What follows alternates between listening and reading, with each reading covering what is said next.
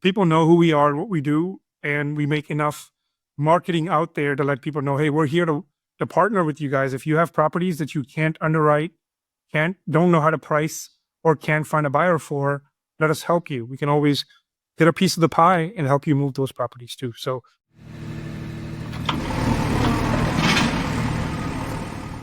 all right, welcome everybody to another episode of the Big Picture Blueprint. We've got a great guest today who has a very unique and refined land business. But before we get into that, what's going on, Mason?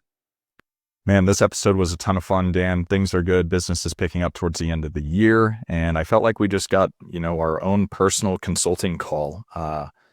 And that's what's so fun about this show. And I encourage everyone to listen all the way until the end, because our guest has an event coming up in Houston next month that he'll talk about. And he also shares at the very end of the episode his story and how, if he can do it and create what he's created in this business, anyone can. So we have Bhaskar Pandey on the show today, and he's an engineer by education and a land investor by passion. He's a licensed real estate agent in Texas and has over a decade of experience with buying and selling residential real estate for himself and as an investor/landlord.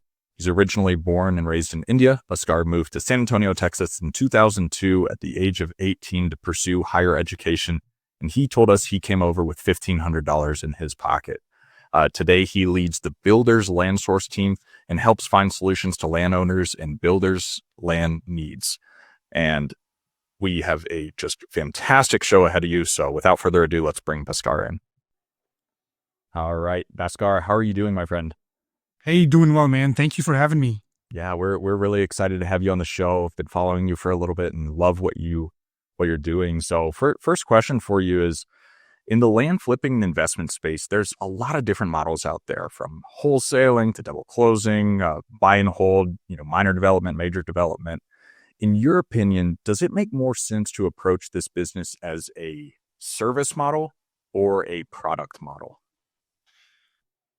What I can tell you what works for me, and my business is basically service. It's a service model.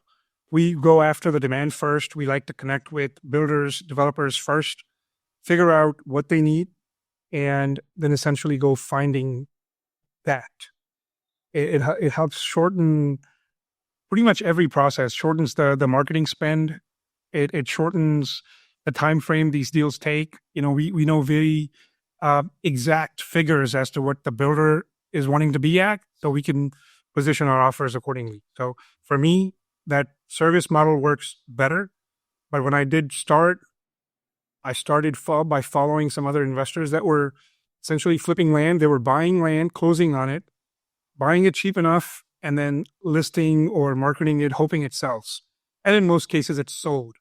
But there's quite a few very famous and very successful investors that are sitting on millions of dollars of inventory right now.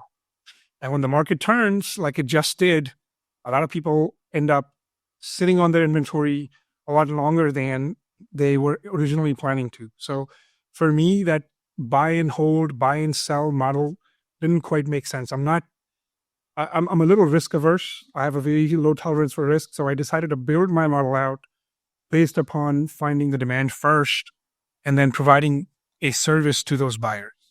Absolutely. Well, and as someone that can empathize and relate to being dirt rich and cash poor, I've got $1 million of my own cash sitting on the market right now. So the service-based model definitely is really appealing, because your cost of goods sold essentially amounts to zero for the most part, rather than your spend is entirely on the operating expense of going out and getting deals. So with your understanding that you're very acquisition heavy to meet the demands of your clients or your builders that amount to be your buyers, what's your team look like right now? Is it just you, or do you have a whole team under you? So we've grown to a whole team. When I started I started learning about land in 2021, and primarily the investors that I was following were either selling land on owner finance. They had a very small team, if any. They had a VA, somebody that prospects. They had priced, or they had some other tool, or they had their own way, a simple percentage way of making offers off of the county appraised value. So they had a very simple operation where it didn't require a team.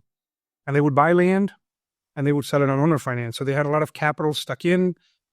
And then, yes, the returns over time were great, but they had to be, they were very cash heavy on the front end. And for me, that model quite didn't make sense because I didn't have a whole lot of money saved up that I could just put into deals, and I didn't have any connections with lenders, et cetera.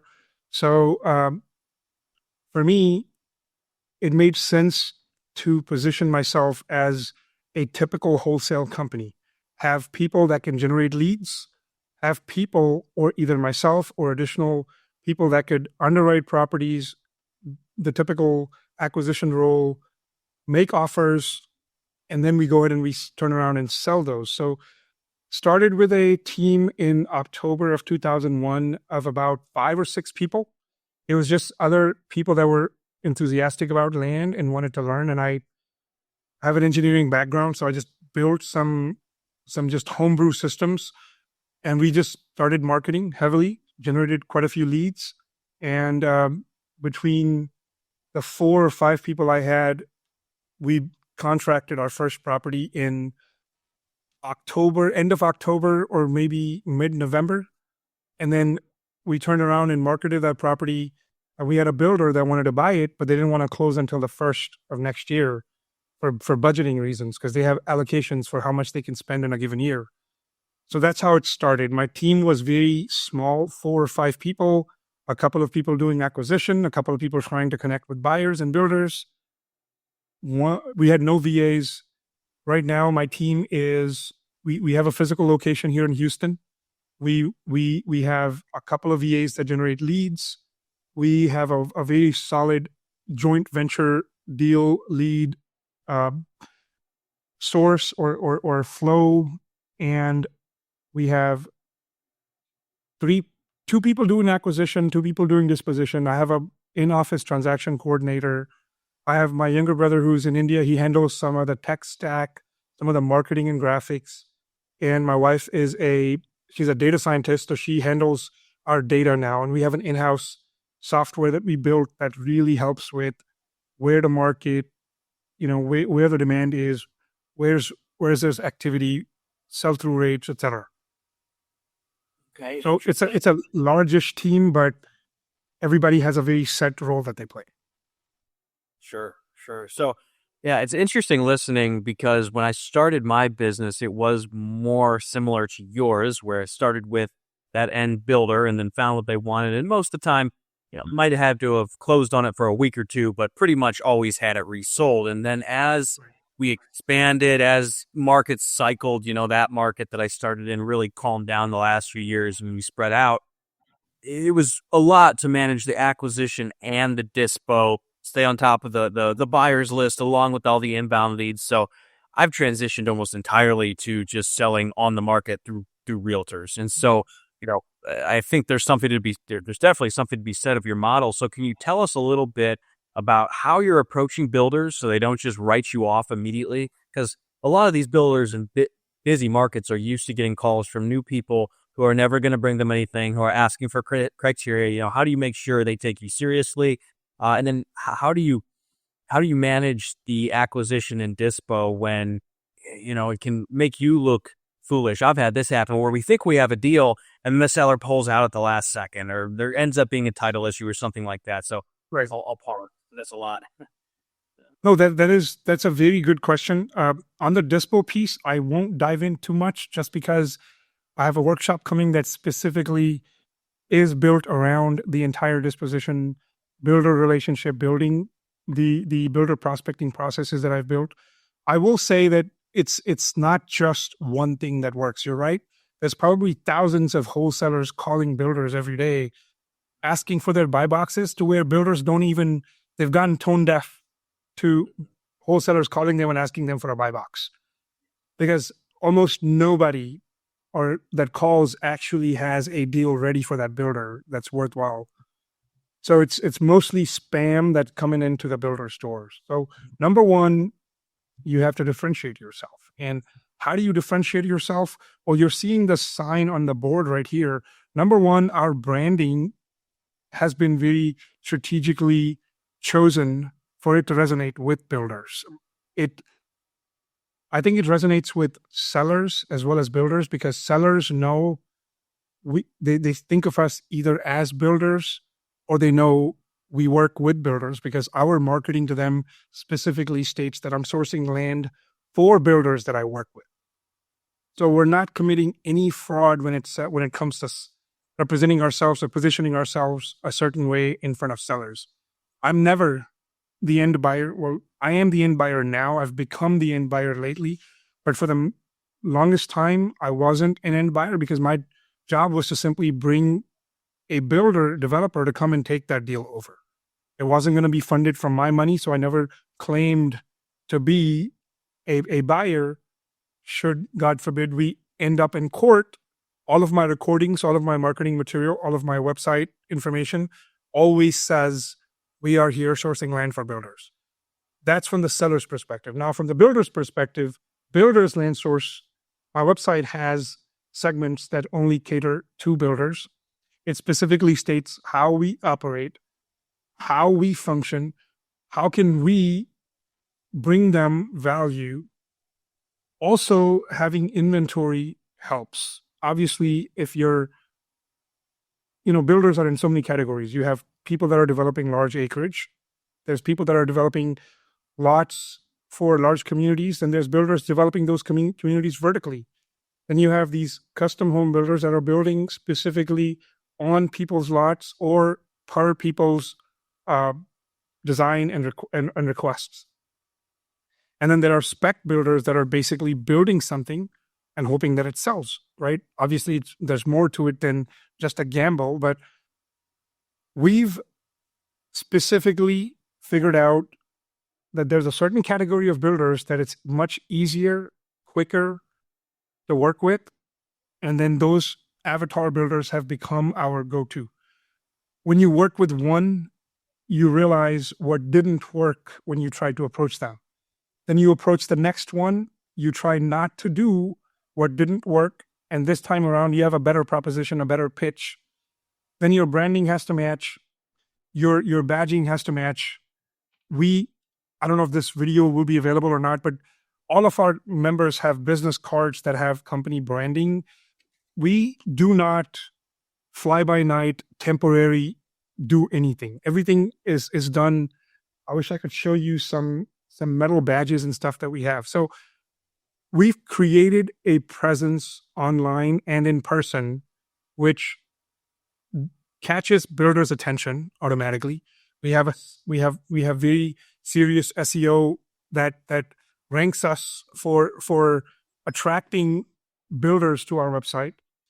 And when you learn the builder's language and you're able to speak the builder's language, as opposed to, I have a lot in this zip code for sale, versus you being able to provide the exact details they're looking for, knowing how to read a survey, how to read plats, topography, understanding flood zone information, understanding cities, regulations, ordinances, setback requirements, and you are able to provide a complete package to a builder, their diligence becomes much easier, and you're leaving a mark, on their minds that these are the people they need to deal with. So having some sort of subject matter expertise, inventory, branding, cohesiveness kind of helps. I know it's not a formula, but it is a more holistic approach that has worked for us. And I spent a lot of time in building that. Mm-hmm. Yeah, no, that's excellent. I've always done a few vertical construction projects at a time. I'm one of those spec builders. And so people will send me quote unquote deals all the time. And oftentimes there's just no information, no specificity. They clearly don't know anything about the asset that they're trying to sell, which is really a huge advantage for us, right? Because you can then make offers at prices that make sense to you and maybe not to them. Yeah, right? Exactly. Yep. So the second part of that question, or I wanted just to get your insight into how you're managing the acquisition in Dispo, right? Because it is difficult. You're waiting for the title and lien search to come back, right? You don't want to go market it and then end up finding there's $100,000 lien on it, but you got to get it moved in your seller's time? How do you manage the push and pull of those two sides of the business? And you're absolutely right. This is by far the orchestrating of the entire operation.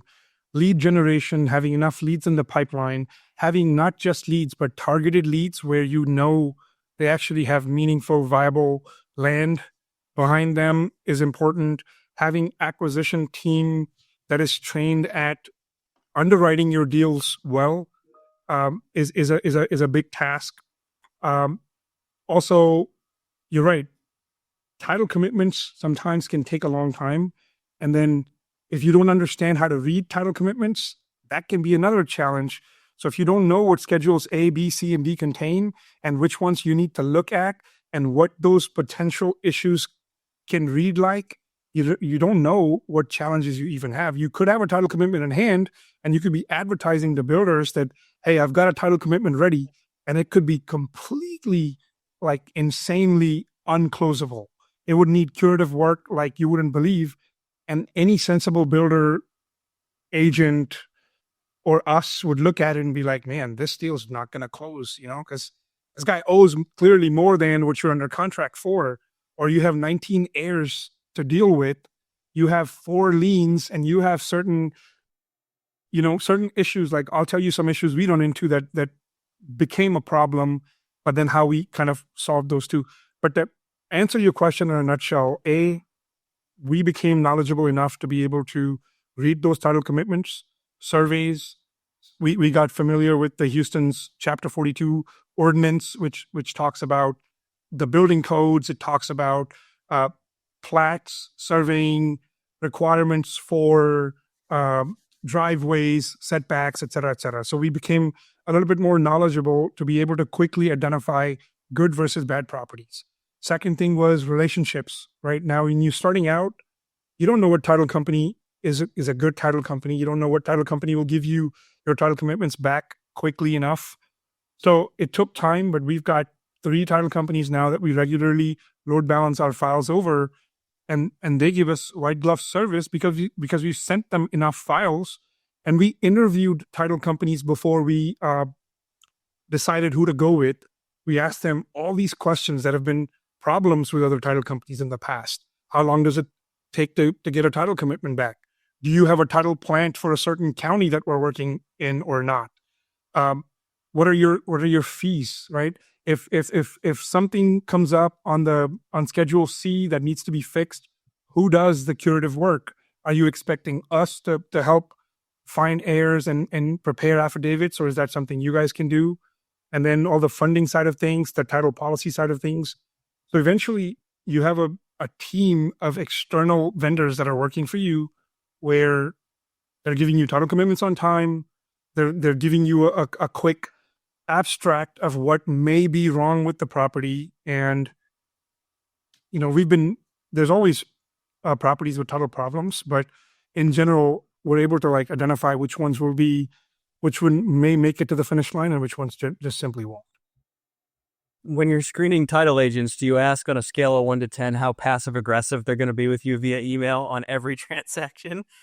Why has that happened to you?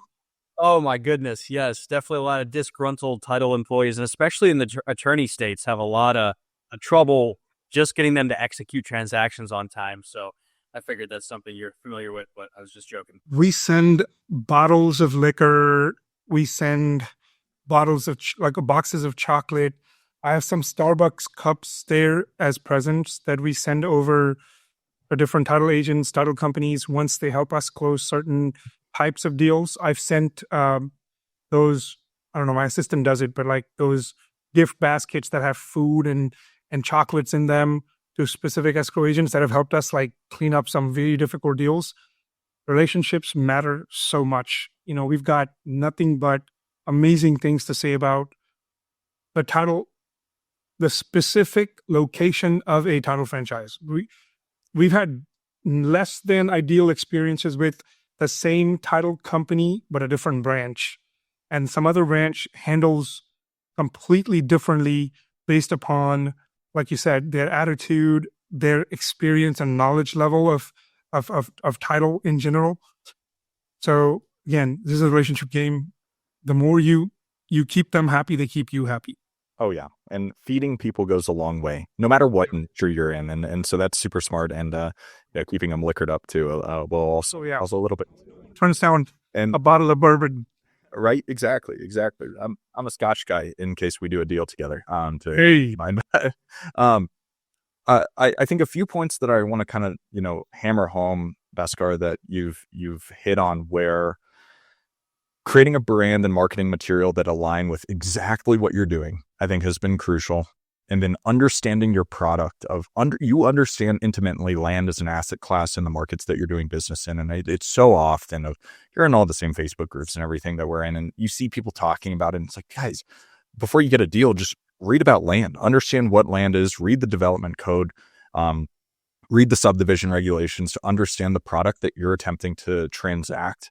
And then on that, it's developing relationships with all the stakeholders in the business, from the builders to the title reps to, the sellers, financiers, transaction coordination, everyone in between. Attorney, everybody. Exactly right.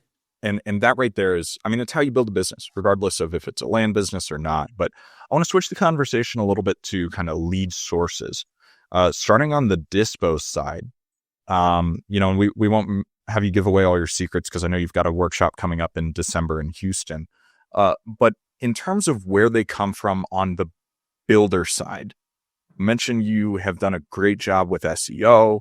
You're obviously out in the community. Sounds like you have people, calling and everything. How would you break down, like on a pie chart, of where each one comes in, from cold outreach to organic growth where people connect with you? I think it's a combination of cold outreach, and sometimes it's also been referrals from title companies. We've worked with title companies, and then they say, hey, you know what? We have this one client that's been buying up land fairly regularly. Not all builders, it's really strange to me that not all builders have public facing, especially the ones that we're selling to, have public facing social handles. They don't have, either they have very dysfunctional websites because they don't really care about websites that much. They're not in the technology business. They probably don't have somebody, marketing for them or taking care of their marketing needs. So they don't have functional websites. And some of these builders are very, they're not mass builders, they're mom and pop builders, and their land comes from wholesalers. Their land comes from people like us. So they've never had a need for their brand. They build a spec home, it sells, and they don't necessarily advertise. They don't have a spec inventory on hand. They'll build one home, it sells, then they'll go and find their next project. So it's been a mixed source. I can't give you a percentage of how many of our builder relationships came from what sources. What I do know is cold outreach is super important. You're physically being present and in proximity, close proximity of builders is super important. We regularly attend big events. We spend a lot of money to be at those events. We spend a lot of money to sponsor those events. I want my brand and my name to be in front of as many builders as possible, and relationships, referrals. So it's been a good mix. We also regularly have builder leads coming in from our own website. So we do SEO, we target lots of builders. Hey, we're Builders Land Source, and we can find you exactly what you're looking for. Submit your criteria right here. And they get to read about us, and they'll fill out a form, and then we contact them, and it turns out either they're somebody we can do business with, or there's just somebody that doesn't fit my avatar that I have.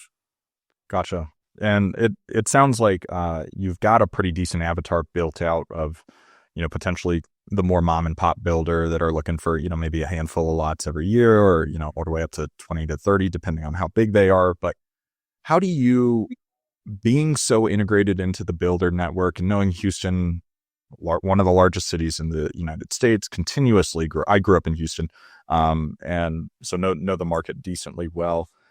How do you, as a business, allow or don't allow scope creep to happen? Because I think something to draw out of what we're talking about here is there's a lot of builders that builders really know one thing, and it's taking a shovel-ready lot and building on it. They don't know anything about entitlements. They don't know anything about horizontal development of taking a raw piece of land, going through the entire process to get a bunch of shovel-ready lots. They really stay in their own lane. How do you, knowing that you might be networking with builders that are like, Bhaskar, I need 1,000 lots next year, allow yourself to not get shiny object syndrome? Or do you see that as a potential future of builder land source to do more development? Great question, man. This has been what has been on the horizon for us. We are actively planning to transition or incorporate the newer, bigger, larger builders into our model as well. We get sent communities that are like paper communities. They've developed 100 lots, 300 lots, 1,000 lots, and now they're looking for builders to buy them. Now, it's just only been a matter of chance that we haven't intentionally pursued those builders that can consume a product like that. For us, it's just a matter of now pointing the machine to those larger builders, making the connections, figuring out, now here's the most important part of it. The reason we work with a certain type of avatar builder is not because we can't acquire land for larger builders. It's because the deal structures, the contract structures work out to where we can secure our position in the deal, get paid quick enough, not have to spend a ton of money or time in order for them to actually look at the deal. Once you have a blueprint that works for your business, the smartest thing to do is to rinse and repeat that until that becomes naturally a habit, something that can just happen in your absence or in your sleep. For us to now scale and point our machine to a different category of buyers, it's not a matter of us not being able to find paper lots or larger developments or large acreage that we can send to a developer to develop and tell them that I have a buyer for. It's the ability to creatively come to an agreement on how that deal is going to materialize, making sure your interest is preserved, making sure the builder is willing to put enough skin in the game, making sure the timeframes work not only for the seller and not only for the builder, but the seller as well. And then that we have some sort of an exit in mind that doesn't require us to wait 12 to 18 months to get paid should it take that long, right? It's a combination of things. I feel like I'm going too vague here, but it's a combination of things. Moving from one category of buyers to a different, larger category of buyers needs to happen in a very cautious, safe way that you understand how does the new builder category like to operate. Majority of these larger builders, they don't necessarily fund the deal as quickly as you present the deal to them. Their feasibilities are huge. Their option periods are huge. They do not like to put any or much money down for feasibility at all. They might put a sizable earnest money deposit, but that earnest money deposit is no good if they can back out after 4 months with having no skin in the game.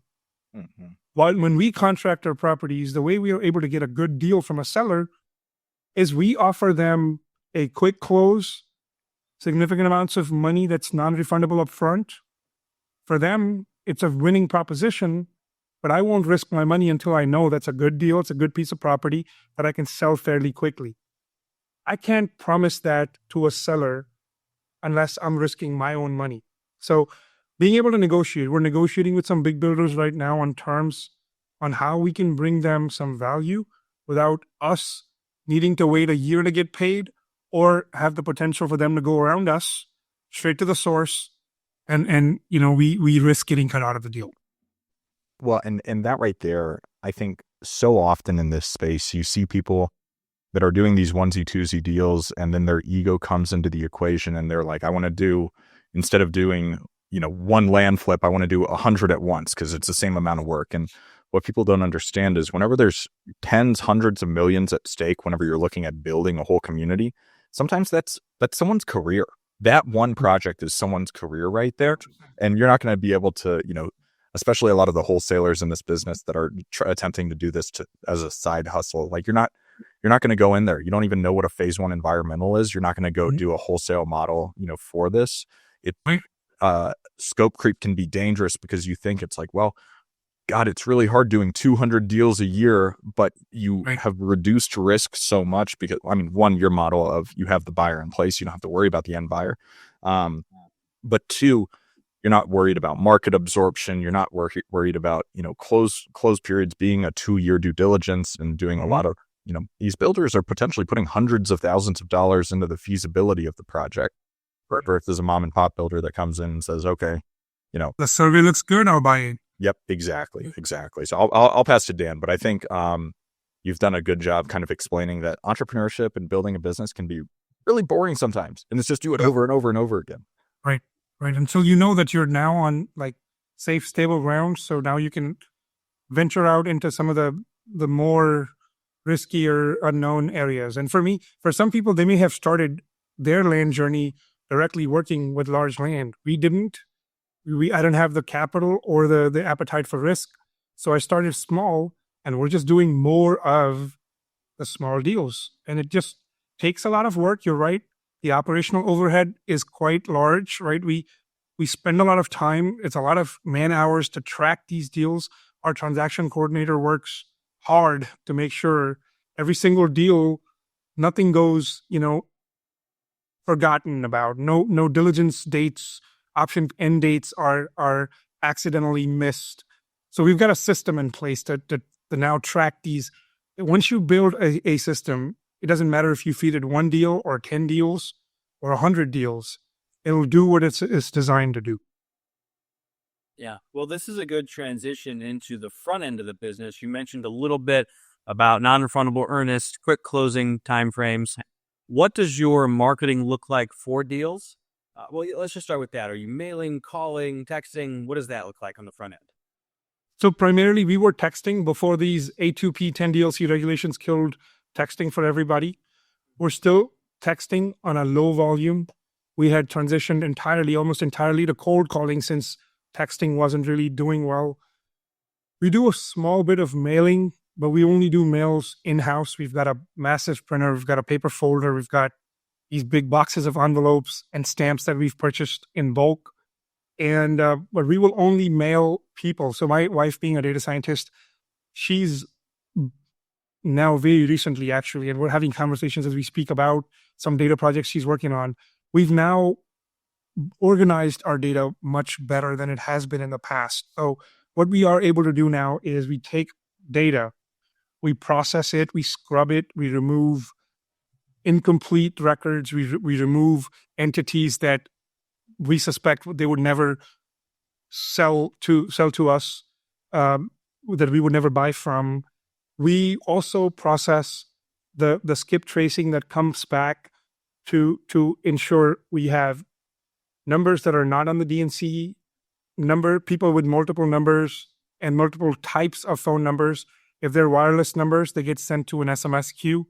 If they're landline numbers, they get sent to a cold calling queue. If they're wireless, they also get sent to a cold calling queue.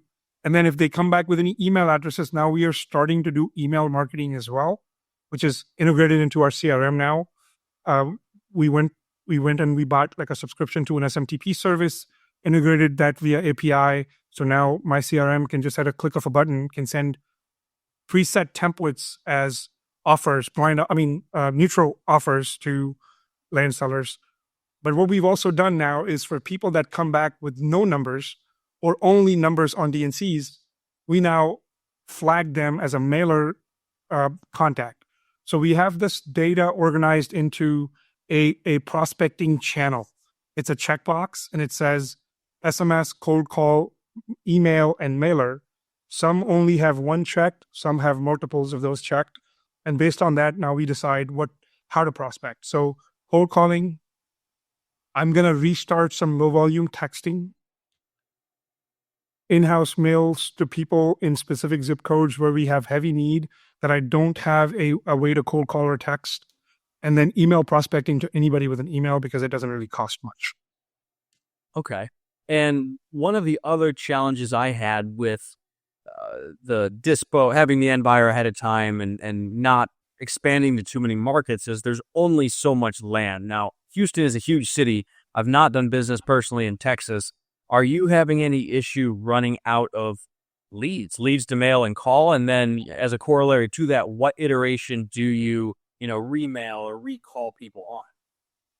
So Dan, I was under the impression that there's only limited land, especially info lots, which is our bread and butter. And I know somebody local to Houston who's a big land guy who had probably already mailed and called and texted everybody at least 15 or 20 times and already bought up all the valuable lots. And I was like, what am I going to do here now? Right? Someone else with a much bigger budget, much more experience, much more tenure has already, cherry picked all the good lots and deals. There's nothing left for me. But Houston, it'll surprise you. It's you have to catch the seller at the right time in their land ownership. So just because somebody else has reached out to them, it may not be over for you. That offer has to be better than you as well. You have to catch the seller at the right time. And number 3, most importantly, there's so much tear downs that are happening in Houston that you will practically never run out of land, because as a new era of construction, build to rent, townhomes, single front loaders, shared driveway communities, cities are changing to deal with the new population influx. There's new density requirements. And what used to be a single family home can now be torn down and you can put 6 to 8 units on. And that pretty much makes any home with a single family on it an info lot at the right price. Yeah. I'm glad it was the answer I was hoping to get, because markets go through cycles. I've watched this. Having done this for a pretty long time. Some of the markets I'm in right now, nobody will touch the lots that don't have water and sewer lines because they're pretty immature markets. But in time, those will all get used, and people will just deal with doing well in septic. And then in time, those get used, and people will deal with the lots with terrible topography or whatever. And eventually, in a mature metro like Houston or where I am in San Diego, to the point of there are almost no infill lots left. Well, here, I'm not sure about Houston, but people are now just targeting scrapes where they can do, a nice house with an ADU or a multifamily or something like that. In that, markets are always turning, especially where there's growth, and then there's new forms of the strategy available as time goes on. So yeah, that was great. So you've talked about your team. We've talked a little bit about, or a good amount about, the business model and how you've built the brand to allow you to operate this model. With the systems, Bhaskar, that you guys have in-house, frustrations that you have, or that, I personally have with some of the software that we're using. It's all contracted out. The data's never perfect. The CRM is never perfect. My wife, has kind of similar or sounds similar to yours. Of she's, a business intelligence developer by trade, with heavy focus on analytics and everything. And so, used to building, back in Texas, working for large oil and gas company, like building huge dashboards with, right. Taking BI, Microsoft BI or a tool. Yeah, Power BI. Yeah. And that right there is something that we have a desire to do, because we have so many different places. Have you built your own CRM? Or what kind of software and systems do you have in place to manage an operation like what you have? So I'm not a developer. I have an engineering background, so I just kind of have a knack for just integrating stuff. And I've stuck with a go high level based CRM, a white label of it called REI Reply. They're all the same. REI Reply just happens to have a better support community behind it. Their ticketing system's awesome. They know what they're doing. If you get stuck and something's not working, they're pretty quick to reply. It's not very expensive either. So we've just had go high level that we've just integrated with a bunch of third-party software. So I also do a very custom build. I do a little bit of consulting for land investors, and we'll build out their high level, and we'll build out we have a Microsoft Teams instance that we've done pretty much. We don't use it as a chat platform. We use it as our business operating platform. We've got reports. We've got to-dos in there. This is where we store and manage all of our different properties that are under contract. We have our different trackers integrated into it. We have our timesheets integrated into it. So when VAs and people log in, they clock in and clock out there. Our Power BI is integrated into that also, so our reporting stays in there. Obviously, it has our calendar, OneNote. It's a great chat and meetings platform as well.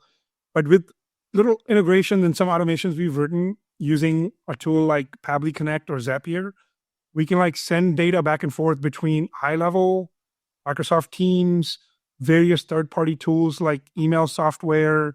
So for instance, when we contract a new property, there's an acquisition checklist. The acquisition person has to go through, have I made sure the contract's been uploaded?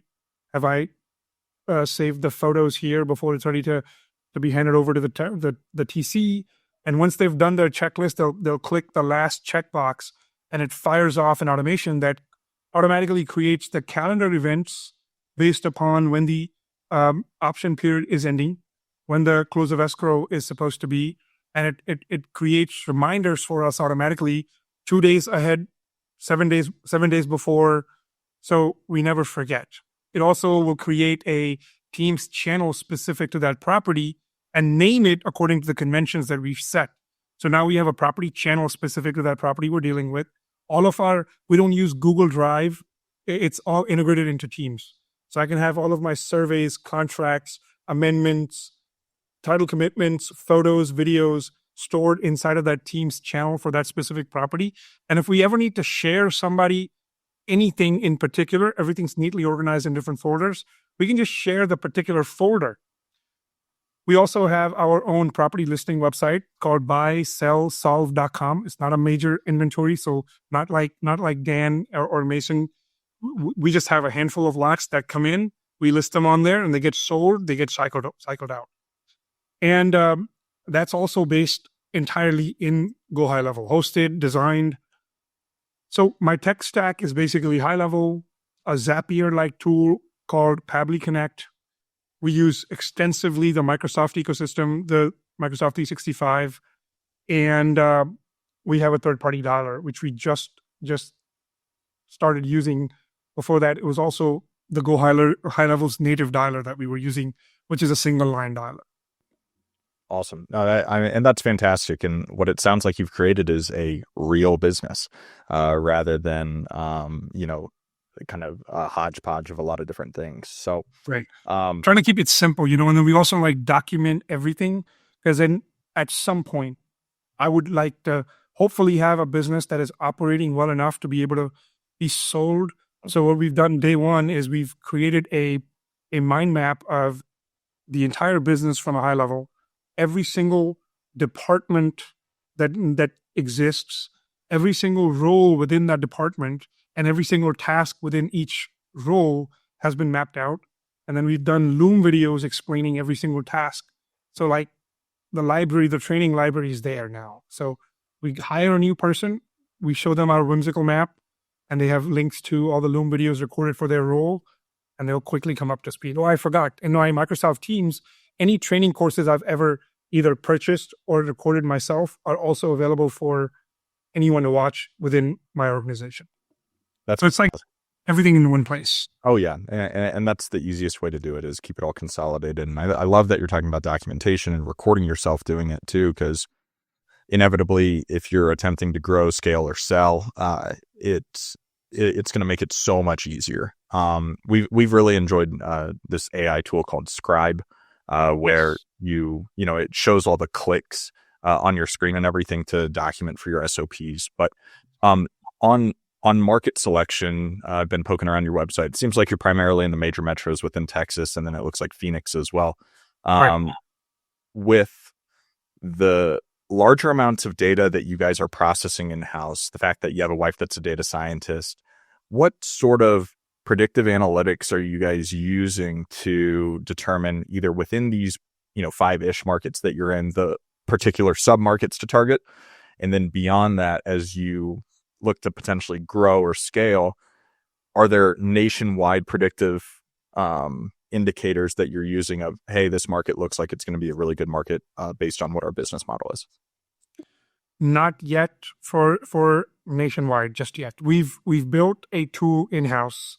It's Power BI based. We call it the crystal ball. We call it the crystal ball because it gives us the patterns, the reports that we need, the graphs, the trends. and we essentially feed it on market data. So I'm a licensed agent as well, and I have access to every MLS in Texas.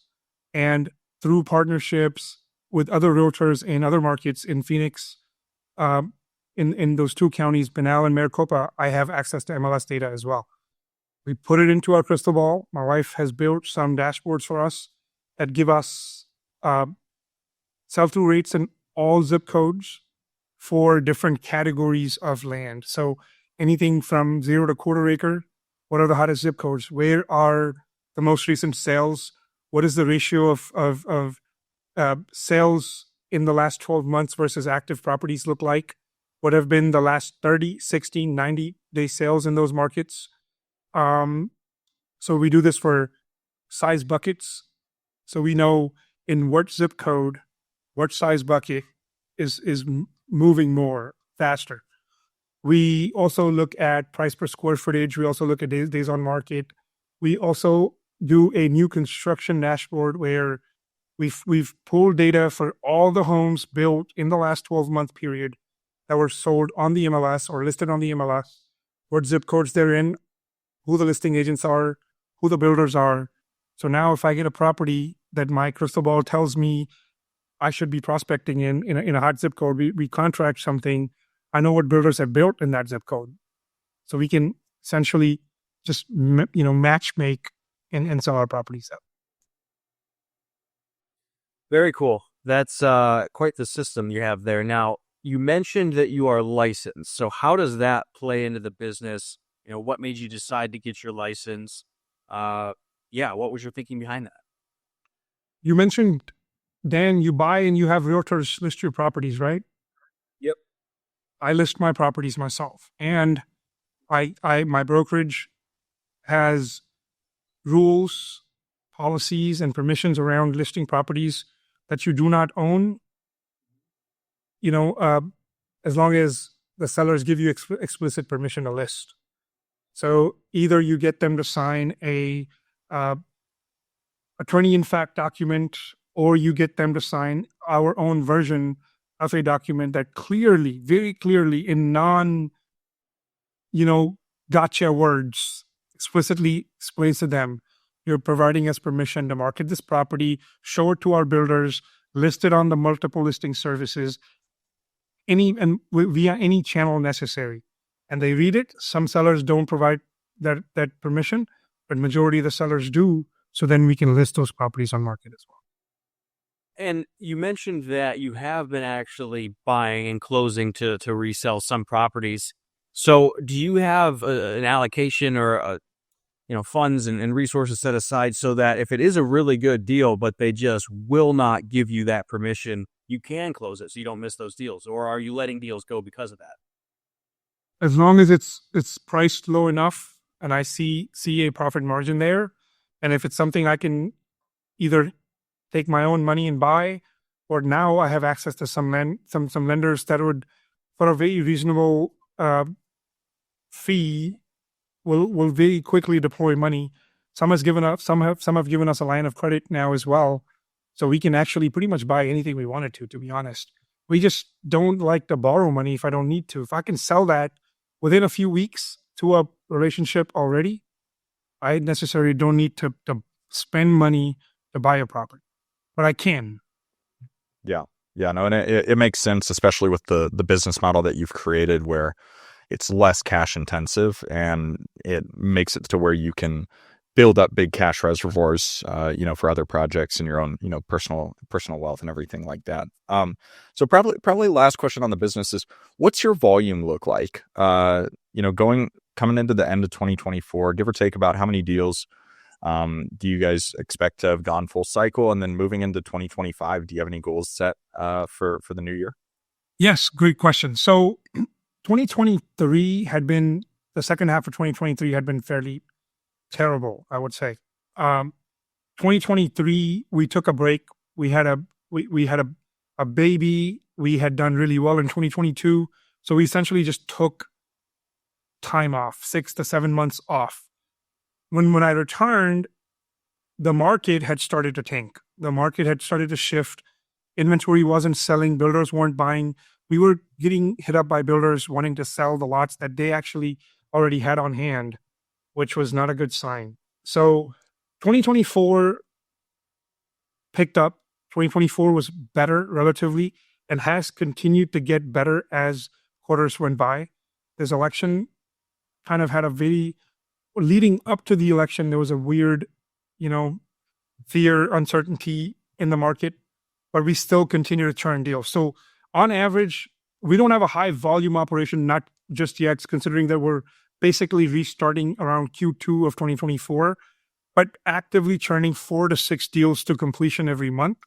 And we have under contract our own probably 6 to 8 deals, and then we get another 6 to 8 deals from joint ventures sent to us because people know who we are, what we do, and we make enough marketing out there to let people know, hey, we're here to partner with you guys. If you have properties that you can't underwrite, don't know how to price, or can't find a buyer for, let us help you. We can always get a piece of the pie and help you move those properties too. So we've lately done quite a few JV deals as well. But on average, man, 4 to 6 deals a month is where we are.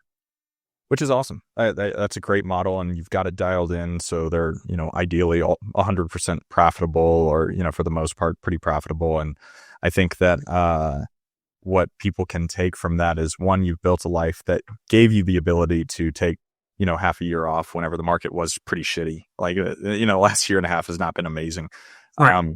But two, recognizing that the efforts that you're putting in today, you're not really going to yield the results of them for potentially 6 to 9 months in this business. It takes a tremendous amount of follow-up and consistent action on the lead measures you should be taking for the acquisitions.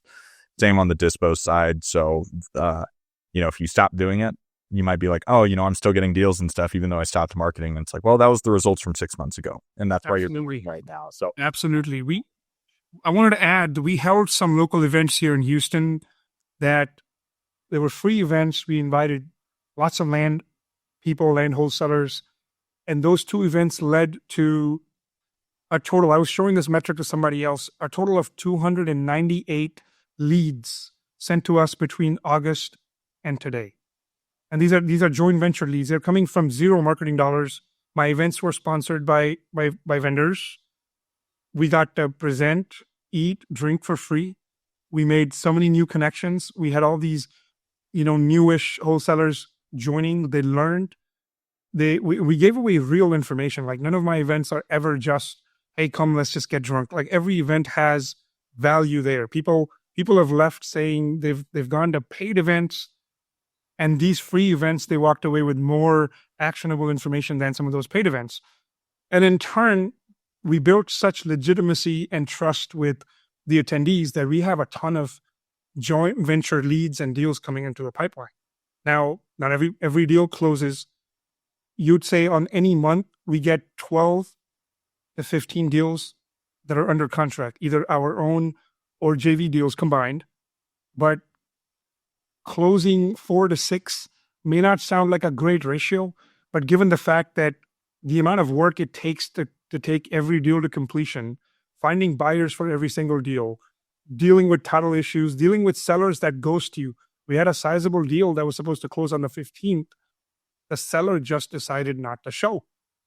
Older gentleman in his 90s, my builder very disappointed because they'd already spent money on their feasibility, their surveys, and the seller doesn't care if it turns into a list pendants for specific performance.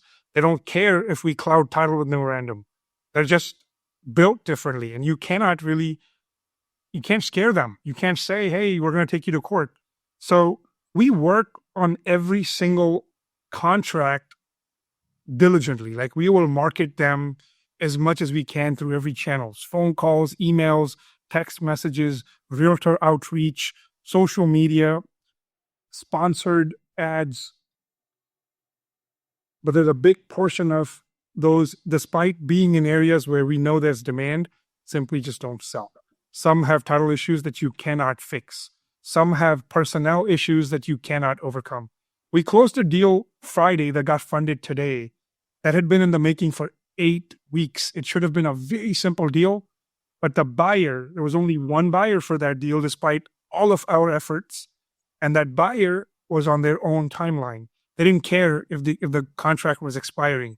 They had such little earnest money at risk, and they had inherited a large sum of money that they didn't care if their EMD was wasting.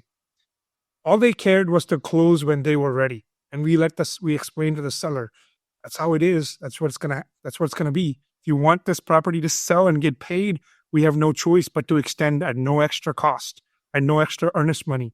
And we kept on doing that until it finally closed on Friday. Wires were sent out right around 4 or 5 p.m. So they actually hit the title company's escrow today. So deals sometimes take months to close simply because of these factors that we cannot control. Absolutely. Well, and we're planning to scale. 2025 is going to be hoping to double those numbers. We know where our bottlenecks are. We know what we were doing that worked. We know what we were doing that wasn't working. So increase lead gen. It always helps to be direct to seller. Better. The best deals are the ones that you direct to seller on. You have so much more control and rapport and the renegotiating power if need be compared to partner deals. Partner deals have kept us afloat for some of the months, but investing more money into lead gen and marketing is what's going to actually help us double the closed volume. So, hopefully soon here we'll be seeing like high 7-figure months. That's awesome. And 6-8 deals closed a month is fantastic.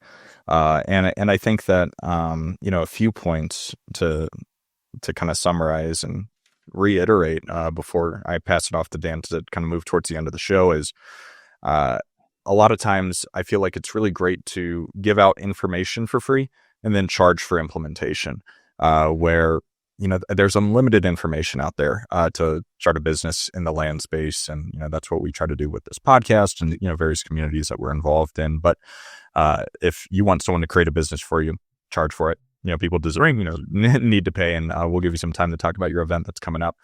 And then two, it's realize the timeline that you think should be the way things are is just some weird assumption you've created in your mind.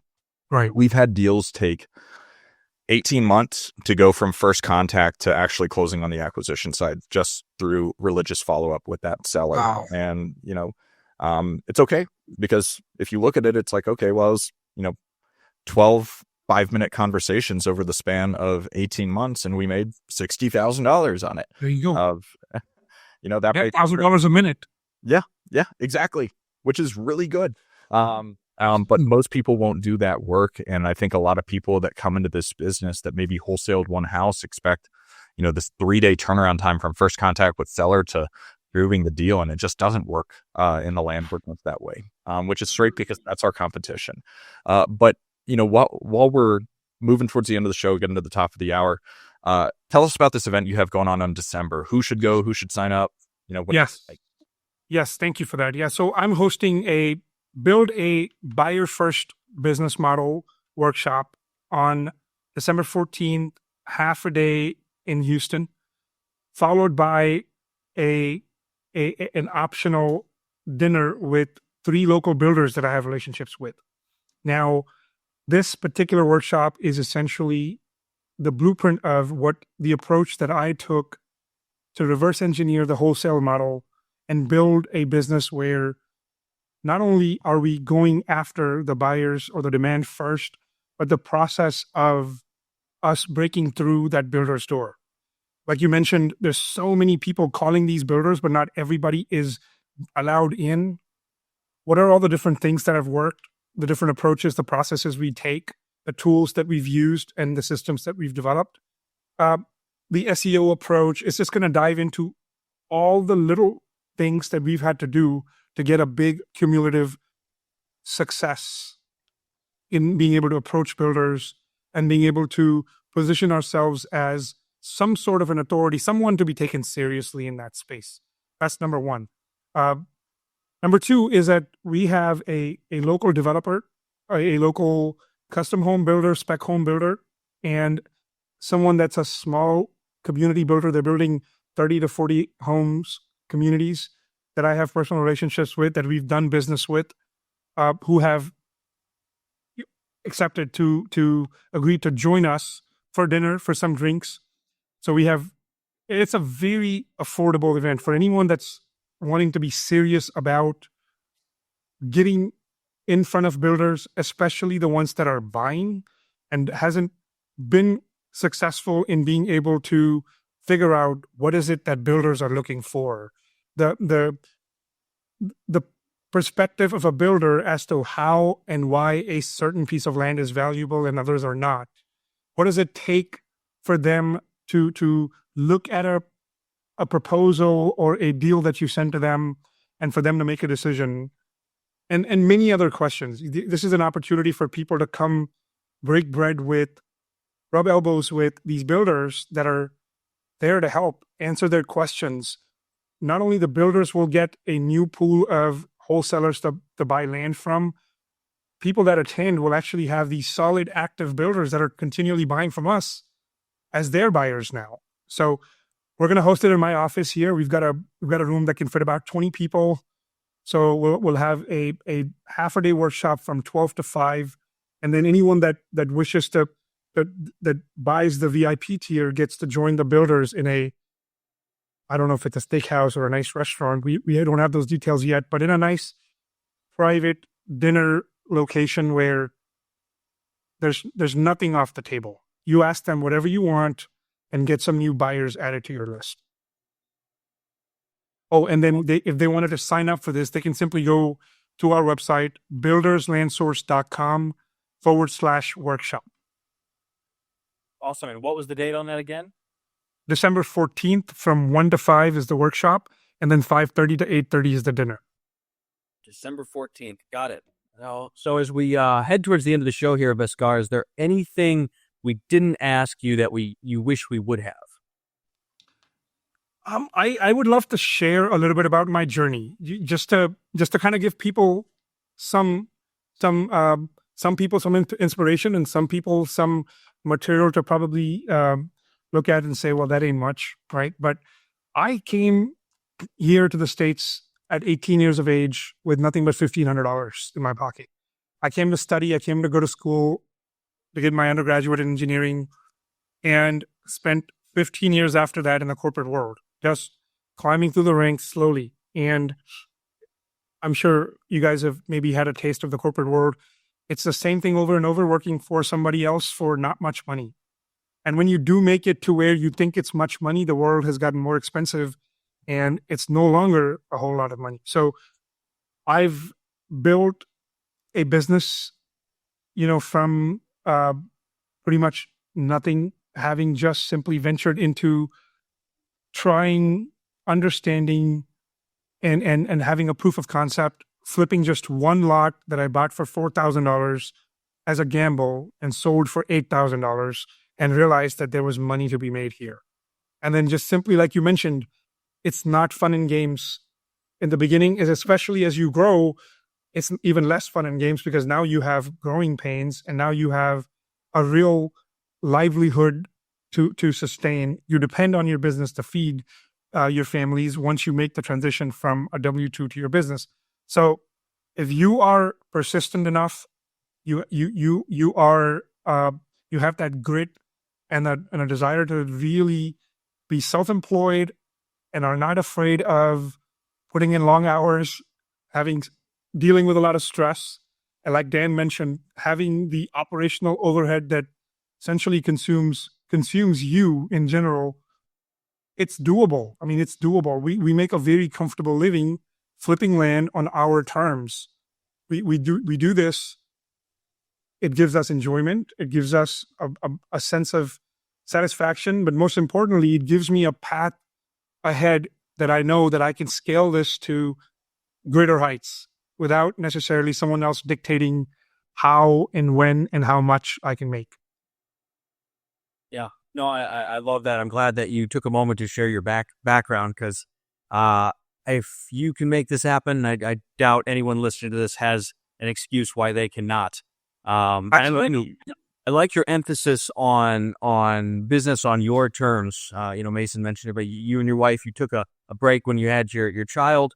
You don't necessarily have to scale to the moon, but created a business that sustainable and what you and your family want. So I love that. I think that's excellent. Thank you for sharing. So Bhaskar, last question. Where else can people find out more about you if they have a deal to submit or they want to learn from you? Where do they find you? Yes. So my website, www.builderslandsource.com, that we have a submission portal for deals. It's /partner with us, and they can submit their deals. If it's only a motivated lead or if it's a deal under contract, we'll look at both. We don't look at counties that are so far out, outside of major metros that there's not much happening there, but anywhere within 30 to 45 minutes of driving distance from downtown major metro, DFW, Houston, Austin, or San Antonio, we'll take a look at. Majority of the information, my contact information, is on my website. And if they wanted to follow me on social media, my handle is simply at the B Pandey. That's the B Pandey. My first initial and last name. Instagram, Facebook, it's both the same. And I'm most active on Facebook. Okay, excellent. We'll include all that in the show notes so our listeners can get in touch with you and submit some deals. But until next time, guys, Dan Haberkost and Mason McDonald with the Big Picture Blueprint signing off.